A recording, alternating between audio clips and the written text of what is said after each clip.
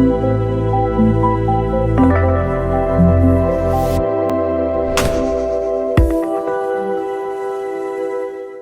मालिक, मैं doctor Satya holistic life mission की तरफ से आप सभी का हार्दिक स्वागत करता हूं। आज मैं आपके साथ एक एक्सपीरियंस शेयर करना चाहता हूं और वो एक्सपीरियंस है कि एक छोटी सी लापरवाही कितनी बड़ी घातक हो सकती है, कितना बड़ा नुकसान कर सकती है और यहां तक कि आपके जीवन को भी खत्म कर सकती है। कैसे बीमारियां पैदा हो सकती है, मैं उसके बारे में आपसे बात करना चाहता हूं। ये बात तकरीबन 5 से 6 साल पहले की है, जब मैं अपने दिल्ली के क्लिनिक में बैठा हुआ था तो एक साधक मेरे पास आया जिसकी उम्र थी 32 इयर्स, 32 साल का वो साधक था और उसने मेरे साथ पहले हे मालिक मेडिटेशन के कई प्रोग्राम किए हुए थे और वो बहुत ज्यादा इम्प्रेस था, लेकिन बीच में गायब हो गया था।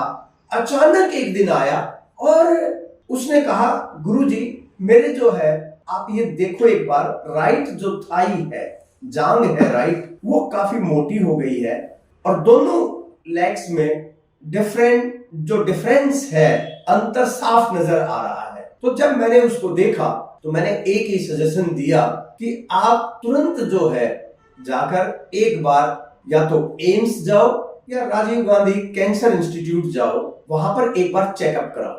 तो मेरे कहने से वो एम्स गया और एम्स में जब उसने डॉक्टर को दिखाया और जब डॉक्टर ने कुछ टेस्ट उसको सजेस्ट किए तो टेस्ट के बाद डायग्नोज हुआ कि उसको कैंसर है और वो कैंसर की वजह से ही उसकी जो दोनों पैरों में जो डिफरेंस आ रहा है, अंतर आ रहा है, वो कैंसर के कारण आ रहा है। तो उसने कहा, वो रिपोर्ट्स मेरे पास लेकर आया कि अब बताओ मैं गुरुजी क्या करूं। मैंने उसको एक ही सजेशन दिया कि तुम अभी के अभी पहले तो एक बार क्रॉस चेक करने के लिए किसी 1 या 2 हॉस्पिटल में जाओ। तो वो राजीव गांधी कैंसर इंस्टीट्यूट गया और मेदांता हॉस्पिटल गुड़गांव गया, वहां से भी उसने चेकअप करवाया, डॉक्टर को रिपोर्ट्स दिखाई और एकदम बिल्कुल क्रिस्टल क्लियर हो गया कि उसको कैंसर है। अब बोला, गुरुजी अब मैं क्या करूं? तो अब मैंने उसको बोला कि घबराने की बिल्कुल जरूरत नहीं है, आज कैंसर बिल्कुल क्योरेबल है, 100% क्योर हो सकता है, बस अभी तुम इनिशियल स्टेज में है तो बहुत आसानी से ठीक हो सकता है। डॉक्टर ने भी यही सलाह दी। मैंने उसको सजेस्ट किया, भाई जहां भी तुम्हें ठीक लगता है, या तो अगर एम्स ठीक लगता है तो एम्स, या राजीव गांधी कैंसर इंस्टीट्यूट ठीक लगता है तो वो, या मेदांता, जो भी ठीक लगता है तुम वहां से अपना ट्रीटमेंट शुरू करवाओ। जैसे डॉक्टर ने सजेस्ट किया है, कीमोथेरेपी इमीडिएटली। कीमोथेरेपी का मतलब है कि इसको आगे बढ़ने से रोका जा सकता है। तुम्हारा जो ट्रीटमेंट है 2 तरीके से होना चाहिए। पहला जो एलोपैथिक ट्रीटमेंट है, यानी कि जैसे कीमोथेरेपी है, या कोई मेडिसिन अगर दी जाती है तो वो भी हो सकती है। दूसरा एक होलिस्टिक ट्रीटमेंट जो हमारे साथ चलेगा, जिसमें yoga, meditation, healing, naturopathy, Ayurveda, panchakarma, mind training, motivation, ये भी बहुत ज्यादा रिक्वायरमेंट है। आप इन दोनों को अगर एक साथ लेकर चलेंगे तो आपको 100% विद इन 6 मंथ आपको रिमार्केबल जो है ना चेंज आ जाएंगे और आप पूरी तरह से ठीक हो सकते हैं। सबसे इंपॉर्टेंट चीज, डायग्नोज हो गया, अब ट्रीटमेंट पता चल गया, गाइडेंस प्रॉपर मिल गई है, तो उसको वो प्रोसीड करना चाहिए था। उसने क्या किया, जैसे मैंने सजेस्ट किया था उसने वैसा ना करके वो गायब हो गया और 1 साल के बाद मेरे पास फिर से आया, पूरे 1 साल के बाद। और उस 1 साल के बाद जब आया तो वो राजीव गांधी कैंसर इंस्टीट्यूट से डायरेक्ट मेरे पास आया था और वहां पर उसको दिन में 5 से 6 बार ब्लड की वोमिटिंग हो रही थी और डॉक्टर्स ने उसको वहां से डिस्चार्ज दे दिया और उसको कहा कि अब तुम अपने घर जाओ क्योंकि ज्यादा समय तुम्हारे पास नहीं है, मैक्सिमम जो है ना 15-20 दिन का टाइम है, तो तुम घर जाके थोड़ा घर वालों के साथ कुछ समय बिताओ, कोई दवाई की और किसी चीज की जरूरत नहीं है, क्योंकि कोई भी चीज असर अब नहीं करने वाली। अब जो कैंसर है तुम्हारा, वो पूरी तरह से लंग्स के अंदर नोड्यूल्स बन चुके हैं और पूरी बॉडी में फैल चुका है। अब कोई भी चांस नहीं है बचने का, ये डॉक्टर ने बोलकर अब वो मेरे पास आया कि ये हालत है। उससे बोला भी नहीं जा रहा था, उससे चला नहीं जा रहा था, ऑन बेड आया कि मैं क्या करूं। तो मैंने उससे पूछा कि जब तुम्हें एक प्रॉपर ट्रीटमेंट बताया गया था, जो कैंसर के पेशेंट होते हैं ना, सबसे बड़ी गलती जो करते हैं वो एक ही करते हैं, घबरा जाते हैं, डर जाते हैं। क्योंकि हमारे समाज में कैंसर को एक बहुत ही भयानक और मौत देने वाली बीमारी माना जाता है, और वो एकदम इतने घबरा जाते हैं कि अब तो जैसे मेरा सब कुछ खत्म ही हो गया। मैंने जितने भी कैंसर के पेशेंट देखे हैं, उन सब में एक ही बात कॉमन देखी है कि 90% जो कैंसर पेशेंट की डेथ होती है, वो एक बड़ा कारण होता है कि मेंटली वो कमजोर हो जाते हैं, डर जाते हैं, इसलिए वो ट्रीटमेंट ही नहीं हो पाता उनका। दूसरा जो मैंने कारण देखा है कैंसर पेशेंट का, कैंसर फैलने का जो कारण देखा है कि आदमी इतना भटक जाता है, इधर से उधर, उधर से इधर इतना जाता है कि वो पागल हो जाता है, उसको समझ ही नहीं आता क्या करूं क्या ना करूं। उसने मेरे को बताया कि जब मैं आपके पास आया था, जब आपने बताया वो ट्रीटमेंट लेने के लिए, तो मैंने क्या किया, किसी ने मुझे बताया कि कहीं यूपी में कोई जगह है, मोदी नगर पता नहीं, वहां कोई पुड़िया देता है कोई वैद्य जी, और उससे 100% कैंसर ठीक हो जाता है। मैं वहां चला गया। अब मैंने कुछ महीने वहां निकाल दिए। फिर मेरे को किसी ने बताया राजस्थान में अलवर में कोई दवाई देता है, मैं वहां चला गया और मैंने कुछ महीने वहां निकाल दिए। और इस तरीके से मेरा टाइम निकलता गया और 6-7 महीने निकलने के बाद वो कैंसर जो है ना फैलता गया। और एंड में जब मेरे से ब्लड की वोमिटिंग आनी शुरू हो गई, मुझे दिक्कत हुई, तो मैं जाके राजीव गांधी कैंसर इंस्टीट्यूट में एडमिट हो गया। वहां उन्होंने 15-20 दिन रखा, लेकिन उसके बाद उन्होंने जवाब दे दिया। दूसरी जो बात कैंसर के जो पेशेंट सबसे बड़ी गलती करते हैं, वो ये जो पुड़िया के चक्कर में, मैं कहता हूं जीवन में एक नियम बना लें, चाहे कुछ भी हो जाए, चाहे कोई वैद्य जी चाहे कितने भी बड़े हो, चाहे भगवान खुद आकर आपको यहां पर आकर दे, पुड़िया मत लेना कोई भी। पुड़िया का मतलब क्या है, जिस दवाई का, चाहे वो होम्योपैथी हो, चाहे आयुर्वेदिक हो, चाहे एलोपैथिक हो, जिस दवाई का कोई उसका क्या उसके अंदर डला हुआ है, उसका प्रॉपर नाम नहीं है।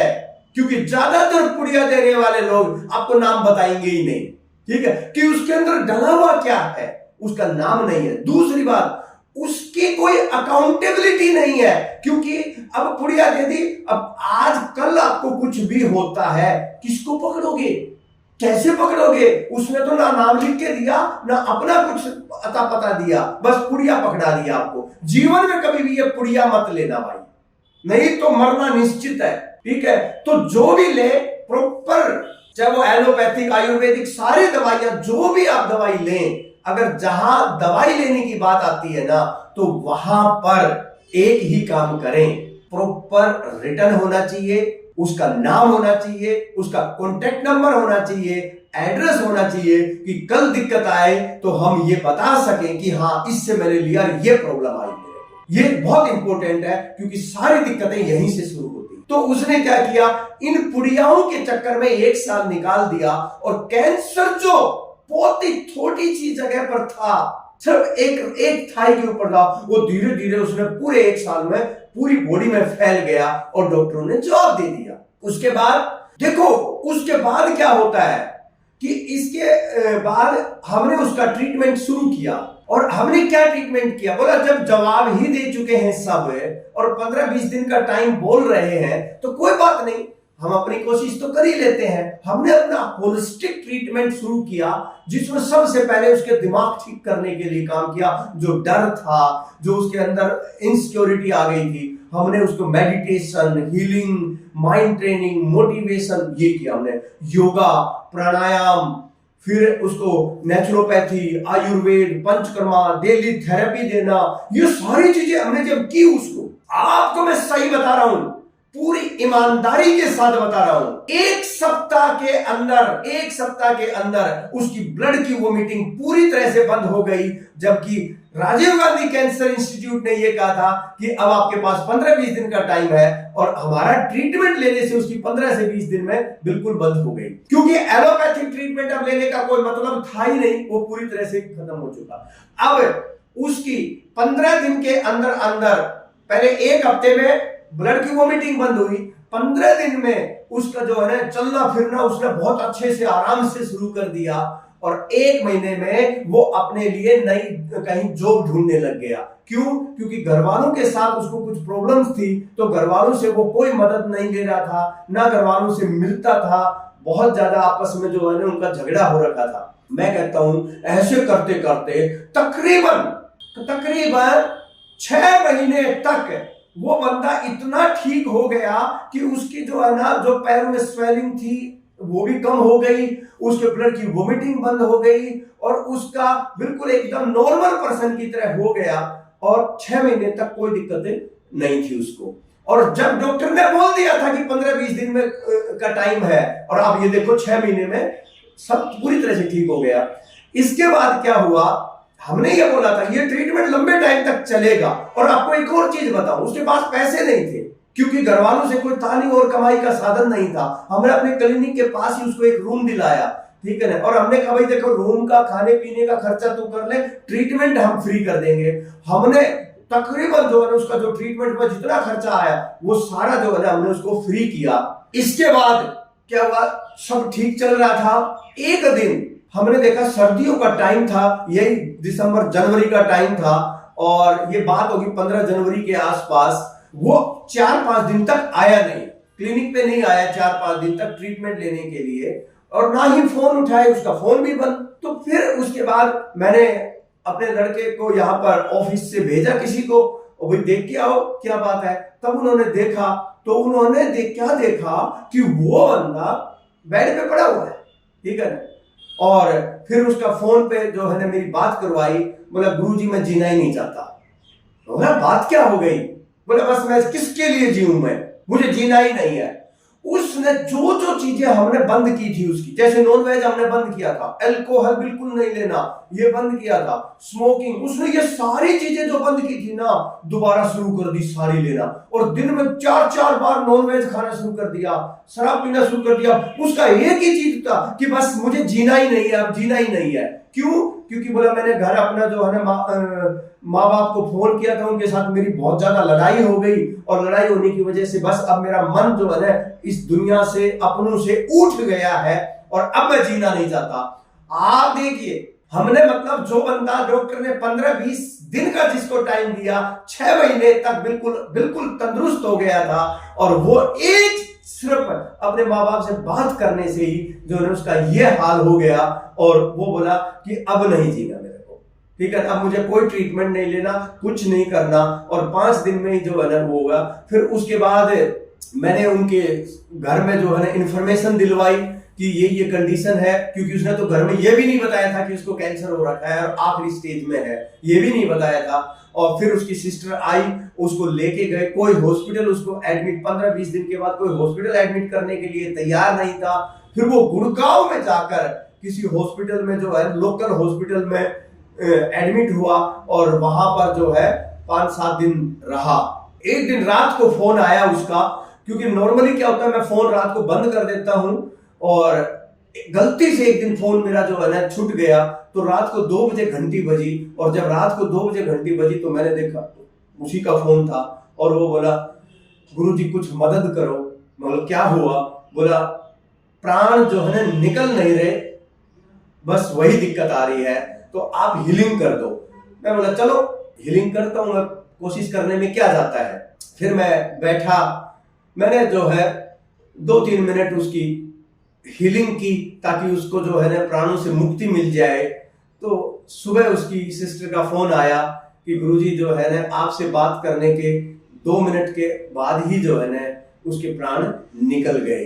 अब देखो छोटी सी गलती, हम सोचते हैं, हम कहते हैं कि मौत आनी है तो आएगी ही, ये मौत नहीं आई है, ये जानबूझकर खुद ने सुसाइड किया, ये सुसाइड के बराबर ही है। हमें क्या होता है कि सही गाइडेंस मिल जाती है, सब कुछ सही हो जाता है, लेकिन हम उसके बाद भी हम क्या करते हैं, हम लापरवाही करते हैं, और लापरवाही हमारी कैंसर का कारण बनती है। जैसे आपने देखा हो ना, हमें पता है, आप देखना हमारे देश में सबसे ज्यादा जो डेथ होती है ना, एक्सीडेंटल डेथ, वो टू व्हीलर वालों की होती है, स्कूटर और बाइक। आप कभी भी देखना, इतनी गलत तरीके से गाड़ी चलाएंगे, इतने गलत तरीके से ओवरटेक करेंगे, इतने गलत तरीके से जो है ना, हमेशा आप देखना रॉन्ग साइड में चलाना।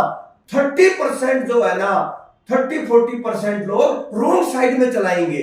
थोड़ी सी दूर जाना है, यार कोई नहीं मैं गलत ले जाता हूं, ठीक है, उसकी वजह से कितनी डेथ होती है। हेलमेट हाथ में टांग लेंगे, बाइक पे रख लेंगे, लगाएंगे नहीं। मैं कह रहा हूं सीट बेल्ट है, अरे किसके, चालान से बचने के लिए सीट बेल्ट लगाते हैं। मैं आपको बताता हूं, मैं जब गाड़ी की ड्राइविंग सीट पे बैठता हूं ना, और या फ्रंट सीट पे बैठता हूं, मैं अपनी पार्किंग में भी मैं जैसे ही बैठूंगा बेल्ट लगाऊंगा। और मुझे अगर थोड़ी सी गाड़ी वहीं पर चलानी है, अगर 100 मीटर 200, तो भी बेल्ट लगाऊंगा, क्योंकि ये नियम है कि जब आप सीट पर गाड़ी में बैठते तो बेल्ट लगानी ही लगानी चाहिए। चालान से बचने के लिए नहीं है, ये हमारी सेफ्टी के लिए है। उसी तरीके से हम कितनी बड़ी लापरवाही करते हैं। कैंसर कभी भी किसी भी समय हो सकता है और किसी को भी हो सकता है। कैंसर एक ऐसी बीमारी है जो एक महामारी की तरफ फैलती जा रही है, लेकिन उसके बाद भी हम सचेत नहीं हो रहे हैं। उसी तरीके से बीमारियों की लापरवाही, हम देखो छोटी छोटी बीमारियां, आपको पता है 90% बीमारियों का कारण सिर्फ हमारा डाइजेशन है, एसिडिटी, गैस, कॉन्स्टिपेशन, सिर्फ यही कारण है बीमारियों का। अगर आपका पेट ठीक नहीं है, ऐसे पहले पुराने जमाने में बोलते थे ना, पैर गरम, पेट नरम और दिमाग ठंडा, ये होना चाहिए, ठीक है। अब हमारा साथ क्या दिक्कत हो रही है, सबके हाथ पैर तो ठंडे पड़े हैं गर्म की जगह, दिमाग है वो गर्म पड़ा है, पेट जो है टाइट हो रखा है। तो ये बहुत इंपॉर्टेंट है कि हम थोड़ा सा अपनी हेल्थ के ऊपर फोकस करें। कब किसको कोई बीमारी हो जाए, कब मोटापा आ जाए, कब कैंसर आ जाए, कब डिप्रेशन आ जाए, कुछ नहीं पता। आप कभी भी, आपके साथ ये घटनाएं घट सकती हैं। आज ही टेस्ट हुआ और बड़ी से बड़ी बीमारी निकल के आ गई। और आपको एक चीज मैं बार बार, मैंने पहले भी कहा है, आज फिर कह रहा हूं मैं, हमारे चारों तरफ गिद्ध की तरह ठेकेदार बैठे हुए हैं, जो खाने को दौड़ रहे हैं, जो सिर्फ और सिर्फ पैसा लेने के लिए बैठे हैं। मैं कहता हूं, आप देखें, डॉक्टर आज कसाई बन गया है, लेकिन ऐसा नहीं है कि नेचुरोपैथी वाले, योगा वाले या और जो है ना बहुत अच्छा कर रहे हैं, वो भी उसी तरीके का काम कर रहे हैं, क्योंकि हर एक ही काम में लगा है, व्यापार को आगे बढ़ाना है, व्यापार को आगे बढ़ाना है। किसी को, उस बंदे को वो क्या बीत रही है ना, उसको कोई भी जो है ना फर्क नहीं पड़ रहा है। इसलिए अपना इलाज अपने हाथ करना होगा, खुद अपना इलाज करना होगा, अपना डॉक्टर आपको खुद बनना होगा, और वो एक ही तरीके से बन सकते हैं, ज्ञान लेकर।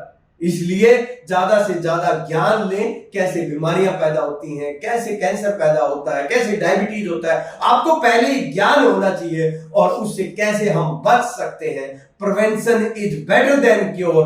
हमेशा ये बात समझ लेना कि बीमारी का इलाज, बीमारी से बचाव ही इलाज है। एक बार बीमारी हो गई ना, इलाज होना बहुत मुश्किल होता है, आसान नहीं है। इसलिए आज से ये नियम याद रखें कि बीमारी का इलाज एक ही है, बचाव। पहले ही अपने आप को बचा के रखें। यही जो है एक छोटा सा आज एक्सपीरियंस शेयर करना था। अगर आपको अच्छा लगा हो तो आप ज्यादा से ज्यादा लोगों तक पहुंचाएं।